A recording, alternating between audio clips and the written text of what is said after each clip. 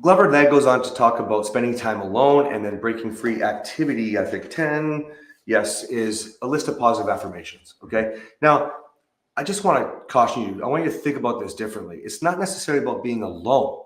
Okay. While that can help you, he's very clear here as well. You can't, get stuck coping and medicating, self-medicating with alcohol, for example. Right. Many of you might use porn. Many of you might dive into work, all of that. That's not really the time alone that you need to be doing. You need to be creating the value in yourself. Remember, this whole thing is about your value and you believing in yourself. It doesn't matter who tells my wife to leave me. I know that I'm valuable because no man's going to work as hard as I did to save a toxic, abusive marriage. Okay. Proof in my own history, my own life. And so I'm proud of that. Right. So I'd encourage you not to spend time alone and unless it's all the time that you need to learn, to grow. You're more valuable. So you're not available. I'm not available for my wife every moment. She has to follow my system, 2 phone calls. If she needs to talk to me now, because my phone's on do not disturb, so I can film for you right now, because this is important. I'm creating value for the world right now. Makes me valuable. I don't need her to prove that, although she'll think it's great.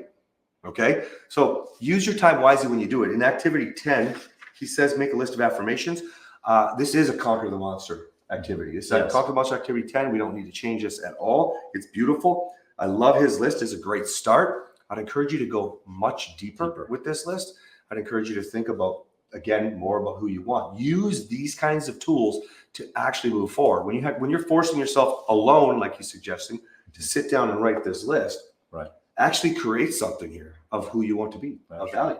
Something to think about too when we do this is that we're sometimes as nice guys, or when we were nice guys, hopefully you're not anymore, or you're on the way out. But when we're nice guys, we think that being alone or doing things by ourselves is loneliness. And it's not. I cherish time to read, time to reflect, time to make a list like this.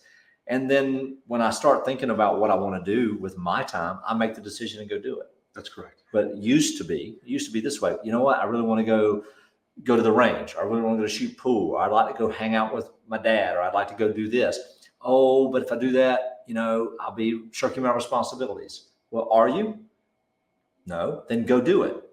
I mean, it's just one of those things that you just have to be intentional about saying, I can do things by myself. I'll go back to the needing help thing, right? You might need to be able to figure out how to balance this. Right. It's all skills. When I lost the gym, I had the skills to go around, turn around, learn how to make money a different way. That's right. Okay. It didn't happen overnight. Right. Got to get to work. Turns out I need help, so on and so forth. Yeah. But, it's possible. See, hopefully you're starting to connect how we're bringing this all together. That's right. And, just get started.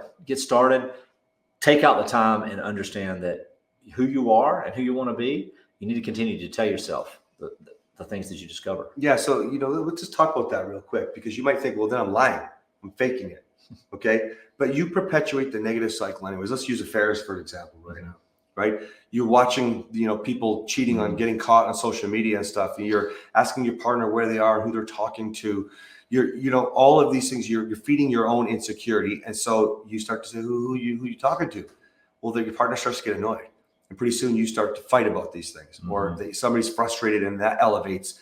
And then next time they're at Starbucks and they're walking a line and they're talking to the same person they see every day, and that person made them laugh, and that person is now safer than you, then you created it. I'm not saying we can't address morals, but right now you're creating it. So that's how we know affirmation statements work.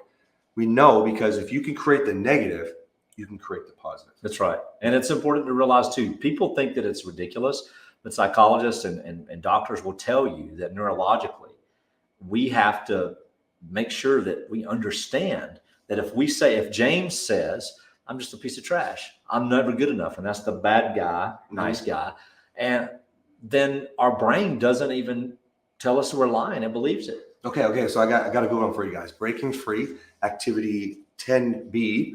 I want you to Google or use ChatGPT if you're in AI. I want you to check out the positive affirmations experiments with plants. Spell that. Positive affirmations experiment with plants. Plants. That's the Canadian plants. I'm like, what is that word? Plants, plants. Green leaves. The things that grow in dirt. This is really cool. 30 days of telling a plant you suck, 30 days of nothing, and then 30 days of positive affirmations. Yes, Go check it out. It's powerful.